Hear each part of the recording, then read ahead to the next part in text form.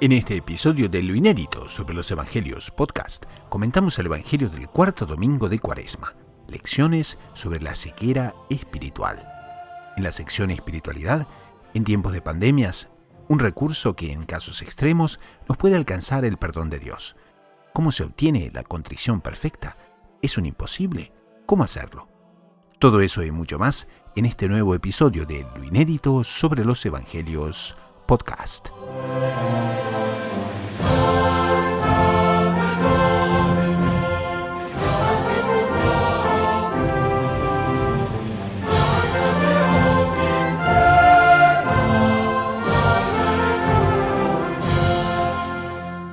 Bienvenidos a otro programa de Lo Inédito sobre los Evangelios, el podcast semanal de los Heraldos, hoy en su edición número 75, y tenemos la alegría de cumplir ya 60 programas de esos 75 para Radio María Canadá, la voz católica que te acompaña. Evidentemente no nos entran tantas velitas en la torta, pero bueno, justamente invitamos a toda la audiencia a alegrarse con este programa número 60 de los 75 de existencia del programa. Como ustedes saben, el programa gira en torno a la obra de Monseñor John Cladías, el fundador de los Heraldos del Evangelio, quien ha escrito la obra Lo Inédito sobre los Evangelios, donde comenta los evangelios dominicales de cada ciclo litúrgico, de los 3 ciclos litúrgicos que la Iglesia nos brinda para la liturgia, y también este es un espacio donde heraldos de diferentes cuadrantes del globo se reúnen para comentar noticias de la Iglesia, comentar esos aspectos inéditos que Monseñor John Cladías nos propone sobre los Evangelios y también contestar preguntas de la audiencia.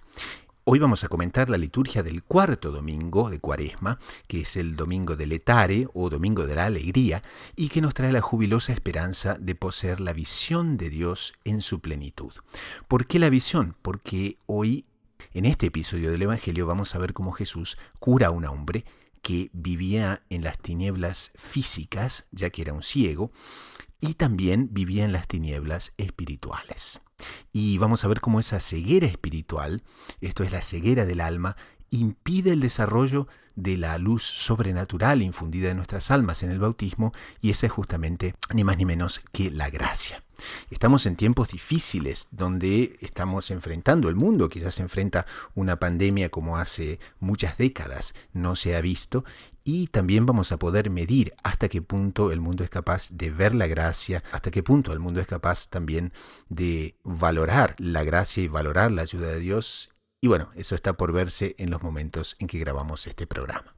Entonces, para el programa del día de hoy se nos unen 2 integrantes del panel, y uno es el doctor Saúl Castiblanco, y el otro es el hermano Gerardo Reyes de los Heraldos del Evangelio. Salve María a los dos. Salve María, hermano Gustavo, salve María, doctor. Salve María, don Gerardo, salve María, don Gustavo, y un querido saludo a nuestra audiencia. Les comento que el hermano Gerardo Reyes es religioso de los Heraldos del Evangelio, es catequista y misionero en El Salvador. El doctor Saúl Castiblanco es psicólogo, editor de la agencia de noticias Gaudium Press, edición hispana, bachiller en Ciencias Religiosas por la Pontificia Universidad Santo Tomás de Aquino de Roma, el Angelicum, y por la DOMUNI, Universidad Internacional de los Dominicanos, con sede en Toulouse, Francia.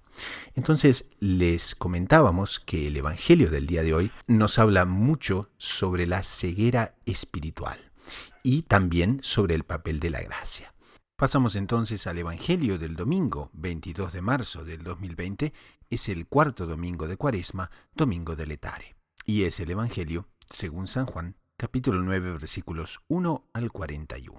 En aquel tiempo, al pasar, vio Jesús a un hombre ciego de nacimiento, y sus discípulos le preguntaron: Maestro, ¿quién pecó, este o sus padres, para que naciera ciego?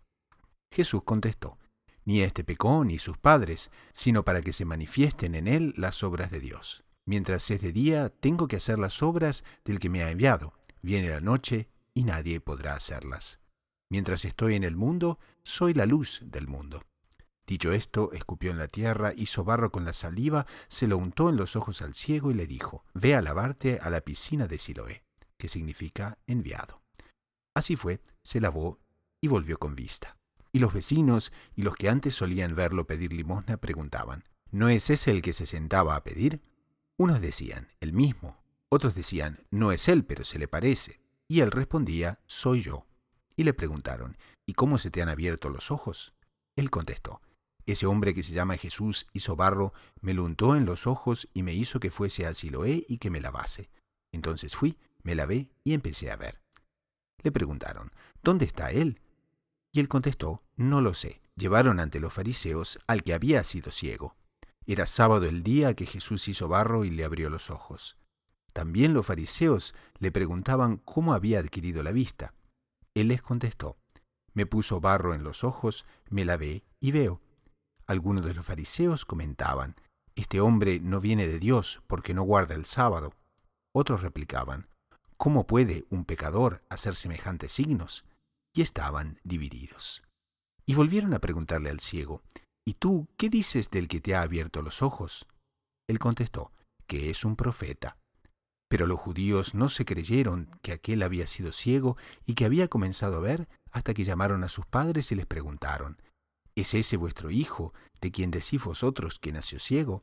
¿Cómo es que ahora ve? Sus padres contestaron, sabemos que este es nuestro hijo y que nació ciego, pero cómo ve ahora no lo sabemos. ¿Y quién le ha abierto los ojos? Nosotros tampoco lo sabemos. Preguntádselo a él, que es mayor y puede explicarse. Sus padres respondieron así porque tenían miedo a los judíos, porque los judíos ya habían acordado excluir de la sinagoga a quien reconociera a Jesús por Mesías. Por eso sus padres dijeron, ya es mayor, preguntádselo a él. Llamaron por segunda vez al hombre que había sido ciego y le dijeron, da gloria a Dios, nosotros sabemos que ese hombre es un pecador.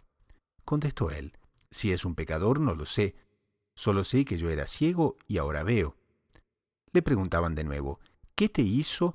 ¿Cómo te abrió los ojos? Les contestó, os lo he dicho ya, y no me habéis hecho caso. ¿Para qué queréis oírlo otra vez? ¿También vosotros queréis haceros discípulos suyos? Ellos le llenaron de improperios y le dijeron, discípulo de ese lo serás tú. Nosotros somos discípulos de Moisés. Nosotros sabemos que a Moisés le habló Dios, pero ese no sabemos de dónde viene. Replicó él, pues eso es lo raro, que vosotros no sabéis de dónde viene y sin embargo me ha abierto los ojos. Sabemos que Dios no escucha a los pecadores, sino al que es piadoso y hace su voluntad. Jamás se oyó decir que nadie le abriera los ojos a un ciego de nacimiento. Si éste no viniera de Dios, no tendría ningún poder. Le replicaron, has nacido completamente empecatado y nos vas a dar lecciones a nosotros. Y lo expulsaron. Oyó Jesús que lo habían expulsado, lo encontró y le dijo, ¿crees tú en el Hijo del Hombre? Él contestó, ¿y quién es, Señor, para que crea en él? Jesús le dijo, lo estás viendo. El que te está hablando, ese es. Él dijo, creo, Señor, y se postró ante él. Dijo Jesús, para un juicio he venido yo a este mundo, para que los que no ven, vean, y los que ven, se queden ciegos. Los fariseos que estaban con él oyeron esto y le preguntaron, ¿también nosotros estamos ciegos? Jesús les contestó, si estuvierais ciegos no tendríais pecado, pero como decís, vemos, vuestro pecado permanece. Entonces, para ubicar a la audiencia, este pasaje del Evangelio de este domingo nos presenta a nuestro Señor poco después de salir del templo, donde acababa de tener una de las más encendidas polémicas con los fariseos, concluida por él con una solemne declaración en que afirma, en verdad os digo, antes que Abraham existiera, yo soy.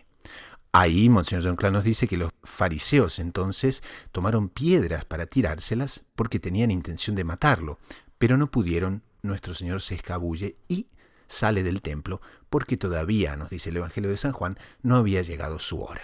Entonces, tras esa dramática escena, Jesús hizo ante todo el pueblo el portentoso milagro que servirá para confirmar la veracidad de sus palabras a respecto del origen sobrenatural.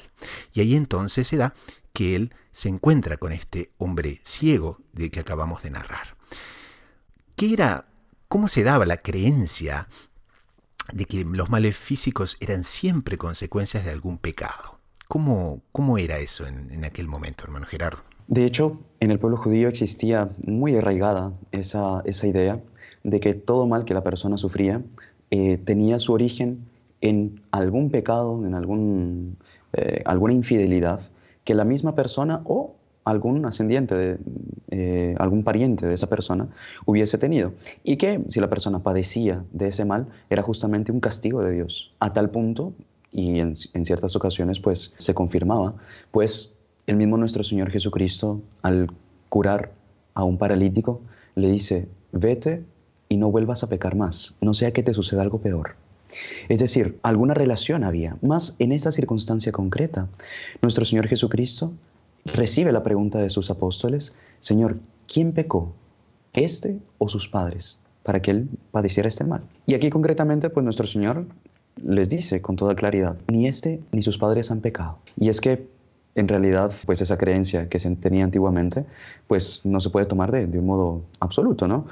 Sabemos que hay males que Dios los permite justamente para el beneficio de nuestras almas. Y es eso lo que nuestro Señor puede mostrarles a sus discípulos en este pasaje del Evangelio, con todas las enseñanzas que va a sacar a raíz de este episodio. Ahora, nuestro Señor bien podría haber con una sola mirada haberlo curado, y entre tanto decide utilizar medios físicos, ¿no? Como es su propia saliva mezclada con tierra inclusive. Son dos materias incapaces de operar una curación por sí mismas, pero para eso él quería resaltar el poder sobrenatural que provenía de su divinidad. Bueno, primero, acotando lo que dice don Gerardo, a veces hay relación entre el pecado y el castigo, ¿cierto? Pero como bien lo decía, no es absoluta. ¿Cuál sería el principio para guiar una interpretación en esa materia? Me parece que es simplemente la expresión paulina. Todo lo que ocurre, ocurre para el bien de los que Dios ama, ¿cierto? Entonces a veces Dios permite sufrimientos. A veces Dios permite sufrimientos inclusive en función del pecado que uno ha cometido. ¿Para qué? Porque Dios quiere la conversión, ¿cierto? Pero no siempre existe esa relación. Entonces, Monseñor Juan Clá, en lo inédito de los evangelios, deja muy claro que sobre todo fue esa ceguera de este hombre la que permitió operar un grandiosísimo milagro que termina siendo confirmación de la anterior doctrina expuesta a los fariseos, como decía el hermano Gustavo, porque ese es el papel del milagro. El papel del milagro es la confirmación en la fe, sea la confirmación en la doctrina o, por ejemplo, la confirmación de la providencia de Dios auxiliador, salvífico, cuando la persona pide un milagro. La persona pide un milagro y Dios se lo concede, esa persona queda más pegada a la fe que antes, y ese es el papel del milagro. Entonces, la pregunta concreta, don Gustavo, ¿por qué saliva? ¿Por qué bañarse en la piscina de Siloé? Nuestro Señor podía haberle curado simplemente con un pensamiento. Entonces, bueno, primero el hecho concreto. Él quería que eso fuera visible, para él mostrar su autoridad con la patentización de un milagro que él realizaba, y con eso mostrar que la doctrina que él estaba predicando era verdadera, ¿cierto? Uno.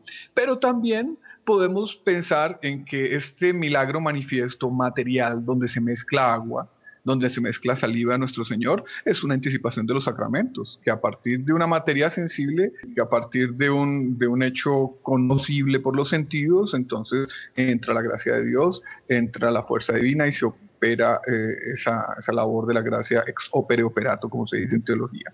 También, Monseñor Juan Clá, y para dejar hablar a nuestro doctor, querido hermano Gerardo, también Monseñor Juan Clá dice que él quiso, antes de que él fuera a la piscina de Siloé. En estos días escuchamos la historia de Naamán, que es enviado por el profeta Eliseo, si mal no recuerdo, a que se bañara en el río Jordán. Pero entonces, si nuestro Señor solo le hubiera dicho bañes en la piscina, entonces la gente hubiera dicho, no, fue la piscina. No, él quiso que fuera algo de su boca, la saliva, ¿cierto? Para que dijera, no, fue milagro de él. Y dice San Juan Crisóstomo, que es muy citado por Monseñor Juan Clá, lo inédito de los evangelios, que era saliva también para simbolizar que era eso que salía de la boca de Dios, que la palabra de Dios, de la boca de Jesús hombre, quien estaba operando el mayor milagro, que era la curación espiritual de este hombre. Hay un aspecto también muy interesante, y es que, como San Juan Crisóstomo nos dice, que el ciego tenía un ánimo dispuesto para obedecer en todo. Y eso, qué necesario es cuando Dios quiere realmente intervenir en nuestra vida, pero respetuosamente, divinamente respetuoso, espera que tengamos esa apertura de alma. De hecho, es muy bonito ver la actitud de alma que tiene, como usted bien decía, hermano Gustavo, este ciego. Y es que él no se puso a preguntar en ese momento, ¿voy o no voy? ¿Le hago caso? ¿No le hago caso? ¿Qué es lo que me está echando? ¿Qué está haciendo sobre mí? No, él deja que nuestro Señor actúe sobre él y luego obedece prontamente la indicación que le da. Él muestra allí hacer un acto de fe en nuestro Señor Jesucristo. Él no se cuestiona, cree, se abandona en sus manos, y por ese abandono, por esa fe que este ciego tiene. Él obtiene el don de su cura. Imaginen que él se hubiera puesto a interrogar en ese momento a nuestro Señor o a reclamarle por lo que había realizado. Evidentemente, pues, hubiera muerto ciego, tal como nació. Mas aquí nosotros vemos un principio que nos va a servir también para toda la vida espiritual. Y es que Dios opera milagros dependiendo de la fe de las personas. Hay una frase muy linda del libro de la sabiduría que dice: Dios se revela a quien no exige pruebas. Es decir, es la voluntad de Dios. Uno se abandona en sus manos y Dios va actuando. Y es esa justamente la actitud que vemos en este ciego, que le lleva a obtener de Dios el don de su cura. Aquí se presenta un contraste, porque vemos la docilidad, la facilidad con que el ciego acepta justamente la intercesión, la intervención de nuestro Señor. Inmediatamente después es llevado hacia los fariseos, y los fariseos tienen una reacción totalmente plena de mala fe, de dureza de corazón. Y qué contraste entre los dos, ¿no? Bueno, y Monseñor Juan Cla, antes de analizar esa actitud terrible de los fariseos que acaba de señalar el don Gustavo, habla del pueblo, porque el pueblo, nos cuenta el relato evangélico, le empieza a preguntar o empieza a decir: oiga, pero no es ese el que estaba sentado pidiendo limosna. Y entonces nos decían: no es él, pero se le parece. Y algunos pues se aventuraron, le preguntaron, porque él respondió: sí, soy yo, ¿no? La actitud del humilde y que agradecía sabiamente el milagro del que había sido objeto. Pero el pueblo, ¿cómo reacciona? Entonces Monseñor Juan Cla dice: el relato evangélico no nos especifica si hubo muestras de entusiasmo, de incredulidad o de odio. Entre tanto, lo que parece seguro es que esa primera reacción fue la de ignorar la evidencia del milagro, que era patente, porque era una persona con la que se encontraron a todo momento, y era evidente que era este ciego, y además este ciego dice: sí, soy yo. Entonces lo normal hubiera sido una reacción de entusiasmo, como la que estaba teniendo el propio ciego. Proporcionada, pero también una gran reacción. No la hubo, ya una indiferencia. Y venimos después a la peor actitud, a la de los fariseos, ¿no? Ya de mal espíritu, ¿no? Ya Dios se les aparece, como dice muchas veces nuestro Señor relatado en la Escritura: aunque Dios se les apareciese y les mostrase todo y operase los mayores prodigios, no querían creer. ¿Por qué? Porque su actitud ya era de mal espíritu, ya era una actitud cerrada, y buscan cualquier excusa. Siempre se puede encontrar una excusa para decir: no, este hombre es del demonio porque violó mi ley del sábado, ¿cierto? Cuando lo que tenían que haber dicho es: oiga, si este hombre opera milagros en el sábado, milagros tan maravillosos, ¿no será que él es dueño del sábado también? Y también tenemos un tercer grupo de protagonistas, que son los padres del ciego. Entonces, el ciego afirma que es un milagro, dice que nuestro Señor es un profeta. Los fariseos, plenísimos de dureza de corazón, se niegan a creer en el milagro frente a la evidencia. Y también están los padres del ciego, que están temerosos porque temen que los echen de la sinagoga. Y de hecho los padres de este ciego toman una actitud poco feliz. Delante de un milagro patente, delante de un beneficio recibido del Dios hecho hombre, al verse interrogados por los fariseos, ellos toman una actitud más neutral. Él ya es grande, pregúntenle a él. Porque justamente como bien mencionaba el hermano Gustavo, temían que cayese sobre ellos la pena de excomunión, de ser excluidos de la sinagoga. Y de hecho fue lo que los fariseos más tarde hicieron con este ciego. Una vez más, nosotros vemos la necesidad de la gratitud, de la retribución para con Dios por todos los beneficios recibidos. ¿Qué otras grandes gracias, qué otros milagros, qué otros beneficios no hubiesen recibido estos padres si en ese momento se hubieran declarado a favor del Hijo de Dios? Nosotros también en ciertas ocasiones, infelizmente, al vernos asediados por todo tipo de cuestionamientos, preguntas que nos van haciendo contrarias a la fe, en ocasiones optamos también por tomar esta posición neutral, central, como más pacífica, digamos, más cómoda para nosotros, en lugar de reconocer como verdaderos hijos y como verdaderas personas que fueron beneficiadas por Dios, tomar la posición a favor del Hijo de Dios, de declararnos a favor de Dios. Ellos se escabullen y le lanzan las preguntas al Hijo, y ahí justamente van los fariseos atrás de él. Y nuestro Señor, que oye lo que había ocurrido, porque justamente el ciego acaba siendo expulsado oficialmente de la sinagoga, nuestro Señor lo encuentra y dice: ¿crees tú en el Hijo del Hombre? Y el ciego contesta: ¿y quién es, Señor, para que crea en él? Jesús le dice: lo estás viendo. el que te está hablando, ese es. Y el ciego entonces dice, creo Señor, y se postra ante Jesús. Entonces, nuestro Señor le da esa gracia de creer que el Mesías está frente a sí, y se podría decir que esa es entonces la recompensa de todos aquellos que se afirman en la creencia de nuestro Señor. Bueno, es así, es maravilloso. Imaginémonos a este mendigo, perdón, a este ciego como un hombre simple, pero es maravilloso, por ejemplo, ver esa discusión previa que él tuvo con los fariseos. Los fariseos le buscan y le dicen, oiga, ¿y él cómo lo curó? Pero no sabe que es un pecador. Y él responde, no sé, yo solo sé que él era ciego, que yo era ciego y ahora no. Pero ¿cómo fue el que te abrió los ojos? Le preguntan los fariseos buscando una excusa contra Dios hombre. Y él les dice, oiga, ya se los conté, ¿para qué quieren que se los cuente otra vez? O sea, es una discusión maravillosa donde Monseñor Juan Cla destaca que ya está presente el Espíritu Santo. En este hombre ya era el Espíritu Santo hablando por su boca. Y viene la culminación de esa obra del Espíritu Santo, y es cuál, la profesión de fe en el Mesías, ¿cierto? Que sabemos por teología, por doctrina católica, que solo es fruto de la gracia. Entonces nuestro Señor le da la gracia para que profese la fe. Y profesa la fe en un momento de riesgo, porque los padres no quisieron correr de riesgo. Pero él, que había sido ya expulsado de esa comunión con la sinagoga, pero que podría ser víctima de otros atropellos, no le importa, profesa la fe. Y entonces viene esa frase final maravillosa de nuestro Señor. Yo he venido a este mundo para que los que no ven vean y los que ven se queden ciegos. En el fondo, ¿qué es? Tenemos maravilloso, ¿no, Gustavo? Porque aquí habla de la ceguera espiritual y de la ceguera física. Claro, y que es una realidad, como bien sabemos, nuestro Señor, el Divino Maestro, Él va sacando de hechos concretos unas enseñanzas sublimes para todos, para sus apóstoles, para sus discípulos. Y aquí concretamente, Él deja bien marcado, bien patente, cuánto había una ceguera peor, y eso no lo remarca mucho Monseñor Juan Cla en su libro, que había una ceguera peor que la que tenía este ciego de nacimiento, y era la ceguera espiritual. Es decir, los fariseos tenían delante de sí al Dios hecho hombre. Tenían delante de sí las pruebas de que era el Dios hecho hombre. Más el problema no era que ellos vieran o no vieran con sus ojos carnales.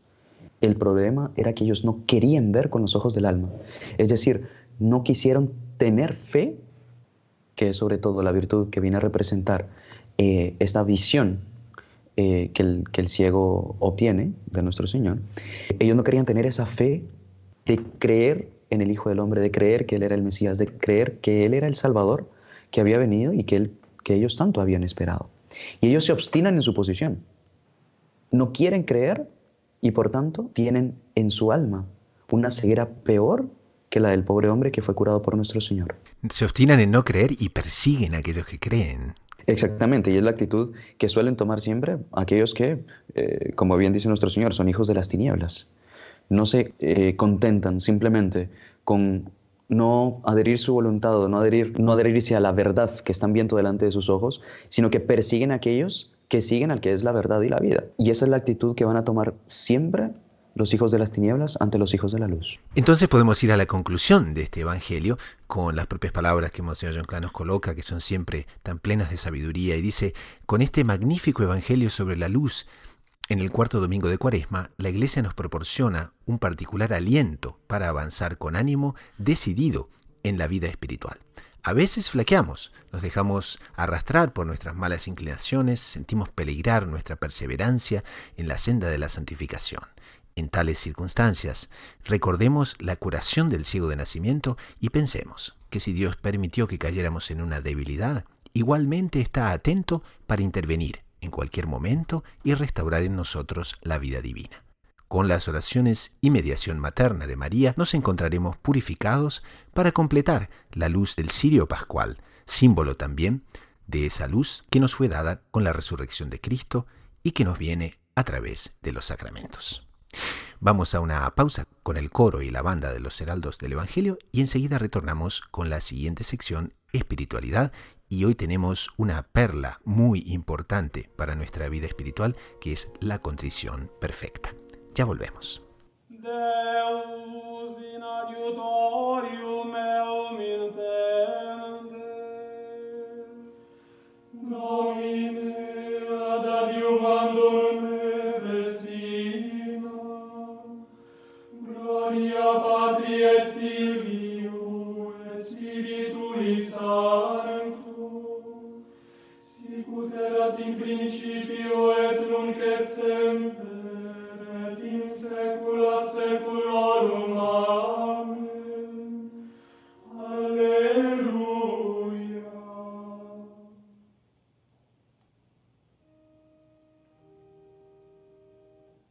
Assumpta est Maria in caelum, gaudent angeli, laudantes benedicunt Dominum. Dominus regnavit decorem in totus est, in totus est Dominus fortitudinem et precinsis et in infirmavit orbem terre, qui non commovebitur. Parata sedes tua extunc, a seculo tues. Elevaverunt flumina Domine, elevaverunt flumina vocem sua, elevaverunt flumina fluctus tuus, a vocibus aquarum multarum. Mirabiles elationes maris, mirabilis in altis Dominum. Testimonia tua credibilia facta sunt nimis, nomum tuam dece sanctitudo Domine in longitudinem vierum. Gloria Patri et Filio, et Spiritui Sancto, sicut erat in principio et nunc et semper, et in saecula saeculorum. Amen. Jubilate de omnis terra, servite Domino in laetitia, introite in conspectu eius, in exultatione. Scicote quoniam Dominus ipse est Deus, ipse fecit nos et non ipsi nos. Populus eius et oves pasque eius, introite portas eius in confessione, atria eius in hymnis confitem in illi. Laudate nomen eius quoniam suavis est Dominus, in aeternum misericordia eius, et usque in generationem et generationem veritas eius. Gloria Patri et Filio, et Spiritui Sancto, sicut erat in principio et nunc et semper, et in saecula saeculorum. Amen. Deus, Deus meus, ad te de luce vigilo. Pasamos ahora a la sección espiritualidad. En esta sección, como ustedes saben, exploramos temas centrales de la vida espiritual para el beneficio y el crecimiento de la audiencia. Es de dominio público que nos encontramos ante el drama de una pandemia mundial y por eso abordamos un tema que es muy central en la vida espiritual, que es la contrición perfecta. Nos basamos en un libro muy pero muy interesante del padre von Dendresch que se llama La contrición perfecta, llave de oro del paraíso. Indudablemente la contrición perfecta es el arrepentimiento perfecto de nuestros pecados y muy aplicable en los momentos en que no vamos a encontrar la asistencia de un sacerdote. Claro, no nos dispensa de la confesión sacramental, pero, como muy bien este sacerdote, autor del libro, nos dice, la contrición perfecta es llave de oro del paraíso porque en una situación extrema nos puede alcanzar el perdón de Dios. Y estamos aquí entonces con el hermano Gerardo, que unos programas atrás nos había presentado este libro y ya habíamos tratado algunos aspectos, sobre todo qué es la contrición perfecta, lo vamos a refrescar un poco y también vamos a abordar cómo se obtiene la contrición perfecta. Claro que sí, hermano Gustavo. Eh, pues antes de todo, hemos de recordar que, como usted bien lo decía, es un recurso valiosísimo que Dios coloca en nuestras manos a disposición para cuando, si en algún momento llegásemos a darnos cuenta que faltamos gravemente contra Él y vemos la proximidad de la hora de presentarnos delante de Él, de su juicio, es la única alternativa que el alma fiel tiene para aferrarse a ello y pedir de Dios clemencia, pedir de Dios el perdón y así obtener la salvación de su alma. Como usted bien lo decía, esto no excluye una confesión sacramental. La persona pudiendo hacerla, debe hacerla después de haber hecho el acto de contrición perfecto. Esto no excluye que la persona se confiese después, evidentemente, más ya el hecho de que la persona haya hecho un acto de contrición perfecta, ya le devuelve la gracia de Dios. Ahora, este es asunto vital en nuestras vidas. Sabemos que si bien debemos preocuparnos por nuestra salud, por el cuidado de nuestros bienes materiales, mucho más debemos preocuparnos por nuestra alma, que es eterna. Y por tanto es un asunto de importancia capital, primordial. Nosotros entramos al tema, nosotros recordábamos el ejemplo de San Pedro, después de haber negado a su maestro. Él lloró amargamente. Y ese es un perfecto ejemplo que nosotros tenemos de un profundo, serio acto de contrición, que nacía justamente del amor que él tenía hacia nuestro Señor Jesucristo. Y ese es justamente el factor que va a determinar si un acto de contrición que yo haga será perfecto o imperfecto.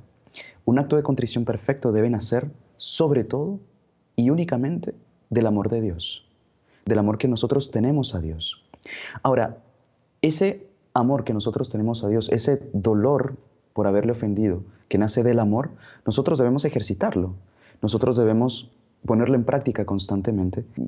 Y a veces ayuda a tener ciertas metáforas, ciertas imágenes, tener en cuenta cuánto Dios nos ha querido y por el amor que Él nos ha tenido, cuánto nosotros debemos devolver a Él este amor. Recordar que así como es el amor de una madre por un hijo, hace poco nos contaban de un hecho lindísimo, un tanto pungente, más que una madre iba con su hijo en una motocicleta y en cierto momento impactaron con otro carro, con otro automóvil. Esta motocicleta cayó y ambos, madre e hijo, quedaron heridos de muerte. Apenas la madre recuperó el conocimiento, su primera reacción fue ir a donde estaba su hijo y decirle: hijo, arrepiéntase, arrepiéntase de sus pecados, pida perdón a Dios.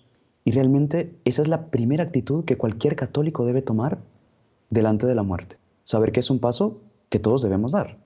Más que lo que realmente importa, es estar preparados para ese momento. Ahora, ¿cuánto Dios nos ha amado? Él nos sacó de la nada para que nosotros existiésemos y le désemos gloria. Él nos sacó de la nada para que fuésemos felices al lado de Él. Y luego recordar cuántas y cuántos dolores nuestro Señor Jesucristo pasó por amor a cada uno de nosotros. Es decir, nos enseña la Santa Iglesia que nuestro Señor Jesucristo redimió a toda la humanidad. Mas, si solo uno hubiese pecado, si solo yo hubiese pecado, de igual forma el amor de Él por mí es tan grande que Él se hubiera encarnado y hubiera pasado por toda la pasión y derramado hasta la última gota de sangre por amor a esa única persona, por amor a mí. Ahora, ese es como que la fuente justamente donde debe nacer un verdadero acto de contrición. Qué interesante todo esto que usted menciona, porque también existe en las artes, por ejemplo, cuántas personas practican y practican y practican hasta que esa facilidad que tienen se transforma a niveles profesionales. En los deportes también se practica permanentemente.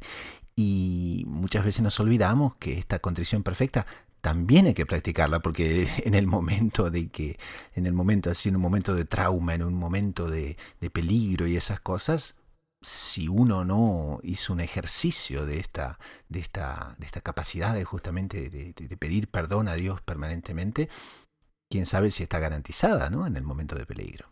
Exactamente. Y ahí viene un factor muy importante que usted ha mencionado, hermano Gustavo, y es que para comenzar debemos tener bien claro que el acto de contrición es una gracia. Por tanto, siendo una gracia, viene de Dios. Y el modo de nosotros obtener esa gracia es pidiéndola. Entonces, nosotros debemos ejercitarnos continuamente en el pedir a Dios el don, la gracia de la contrición perfecta, y también ejercitar continuamente estos pedidos, ejercitar continuamente este recuerdo de cuánto Dios nos ama y cuánto uno, miserable pecador, le vive ofendiendo, a veces por cosas tan ínfimas, cambia, como hizo Esaú, su primogenitura por un plato de lentejas. Y un hecho que ayuda muchísimo a nosotros mantenernos despiertos, vivos, en este ejercicio. El autor de este libro, este padre, nos recomienda que en cierto momento tomemos un crucifijo y lo contemplemos por unos minutos, por unos instantes. Y nos hagamos la pregunta, ¿quién es el que está en esa cruz? Es nuestro Señor Jesucristo, es mi Dios y Salvador. ¿Qué es lo que está sufriendo? Y Él está sufriendo los más terribles dolores en su cuerpo, todo ensangrentado, cubierto de heridas, y el alma toda desgarrada también por todas las afrentas que ha sufrido. ¿Por qué Él está sufriendo todo esto?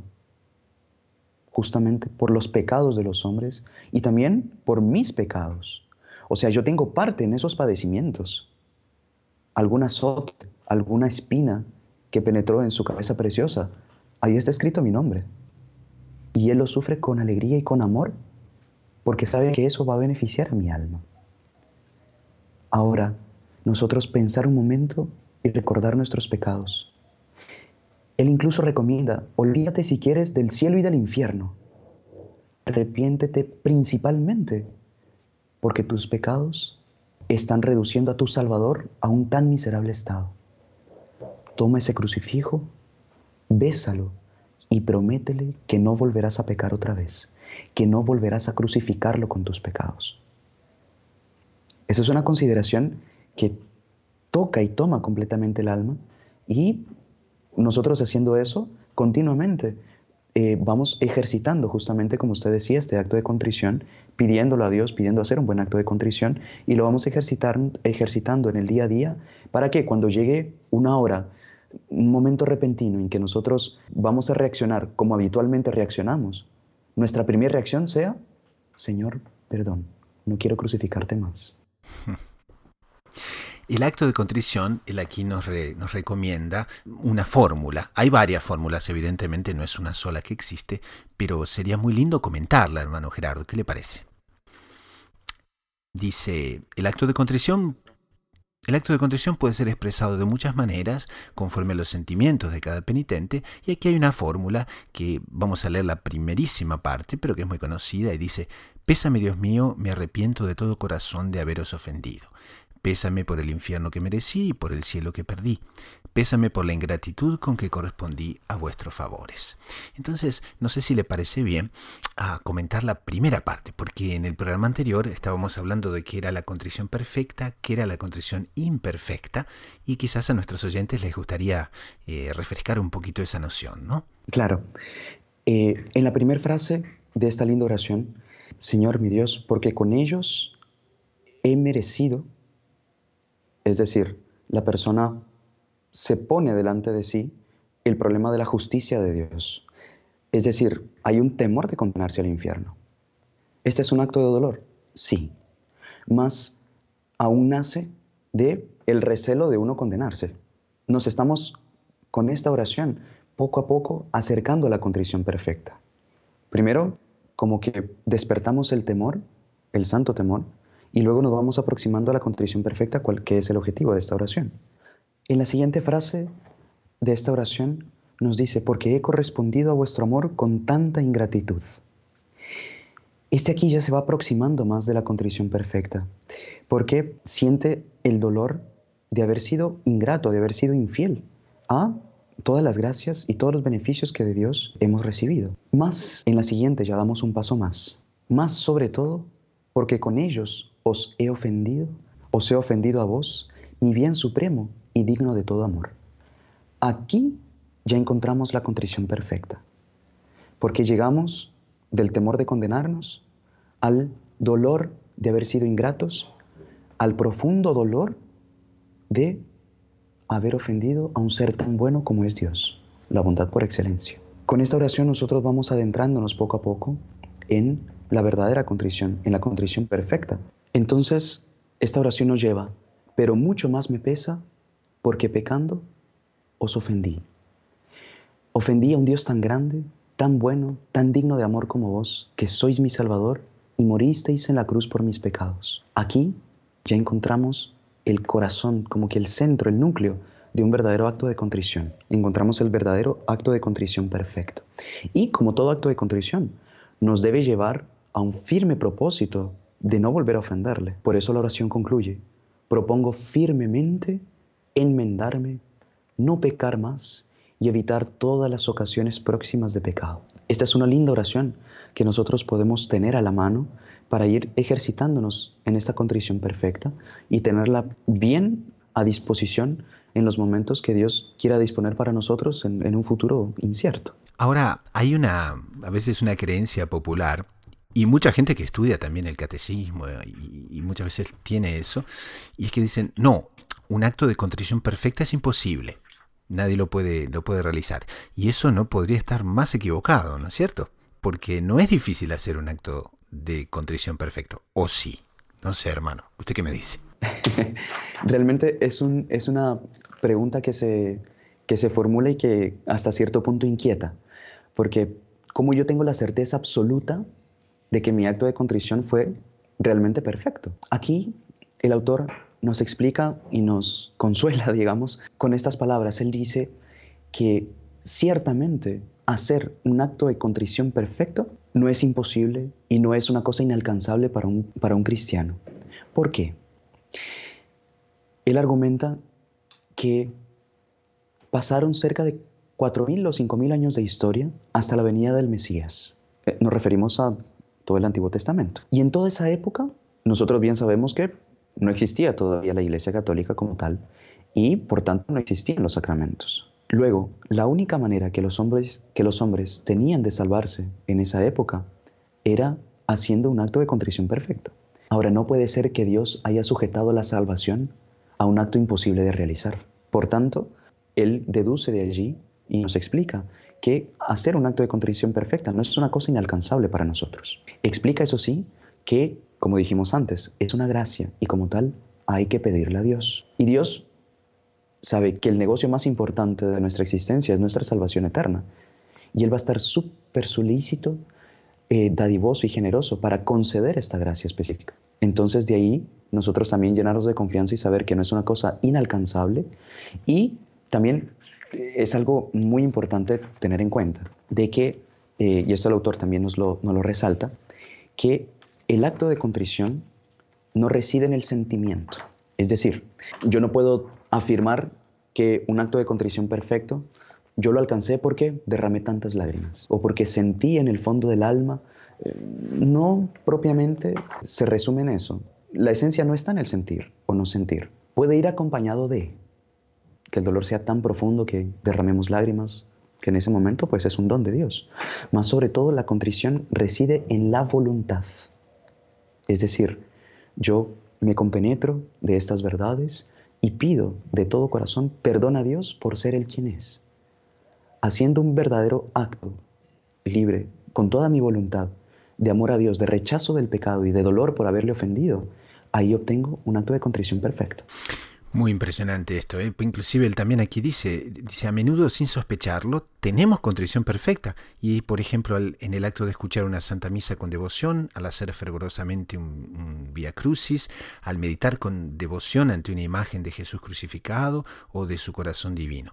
Claro, lo que está es justamente en la intención y en la voluntad de estar arrepentido y realmente ofrecer a Dios un acto de contrición.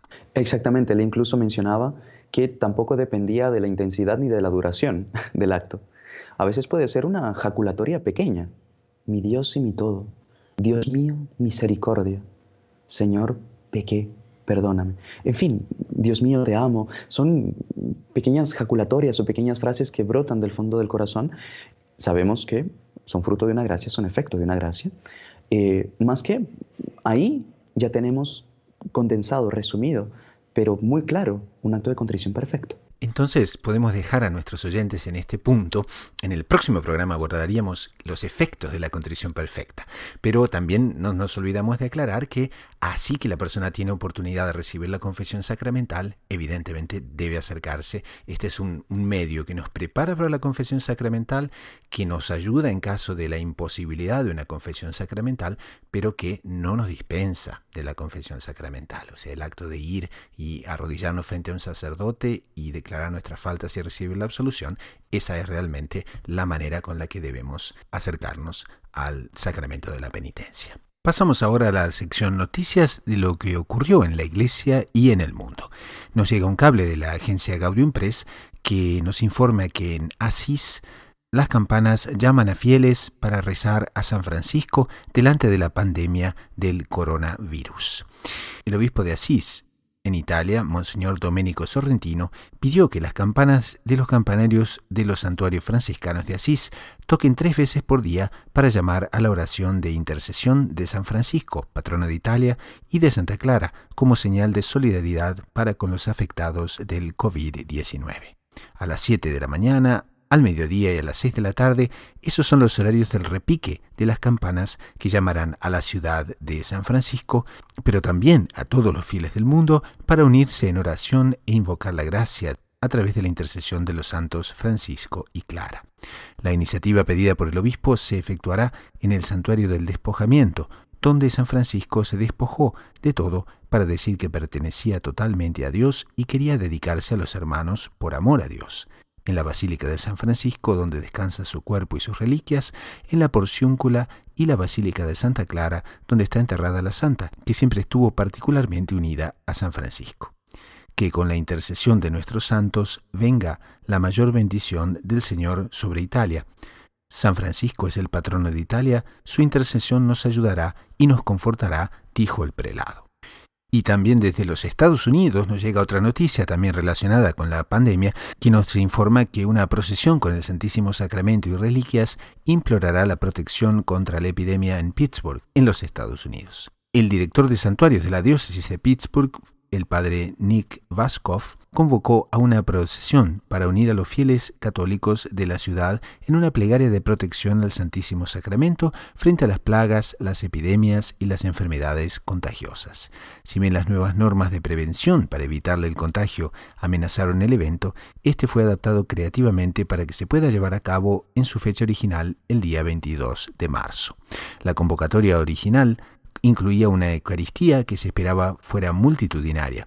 La Eucaristía se celebrará, pero se llevará a cabo de manera privada y será transmitida en vivo para los fieles que quieran unirse desde sus hogares. Sorpresivamente, la procesión también se realizará. En lugar de unirse a un grupo y caminar juntos, los fieles son convocados a salir a los costados del camino de la procesión, manteniendo una distancia segura entre ellos. Los sacerdotes llevarán por las calles de la custodia, con el Santísimo Sacramento, una reliquia de la Santa Cruz y reliquias de santos como San Roque y Santa Rosalía. A partir de los cambios en las celebraciones, el padre Vaskov insistió en la eficacia espiritual que esta jornada tendrá para la diócesis. La celebración de la Santa Misa, obviamente, es una participación en la liturgia del cielo.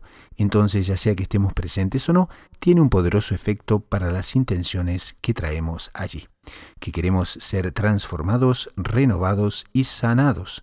Ciertamente es un momento de crisis de salud, comentó el sacerdote. La procesión es traer a Dios al mundo y llevar a las personas esperanza, fe y confianza. Tenemos una gran oportunidad para hacer eso.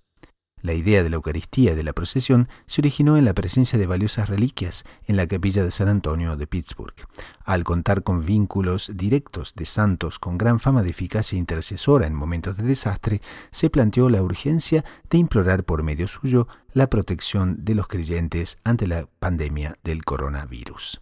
Tenemos esa oportunidad aquí, ya que tenemos las reliquias de muchos santos que se invocan en tiempos de plaga y epidemia, concluyó. Simplemente tenemos una gran oportunidad en nuestras manos para poder hacer algo, mostrarle a la gente que confiamos en Dios en momentos así para sanar y proteger. Pasamos a la última sección del programa, que es la sugerencia de la semana, una website, un libro, un podcast, en fin, cualquier recurso de doctrina católica que nos haya gustado para el bien espiritual de las personas. Hermano Gerardo, ¿qué nos recomienda esta semana?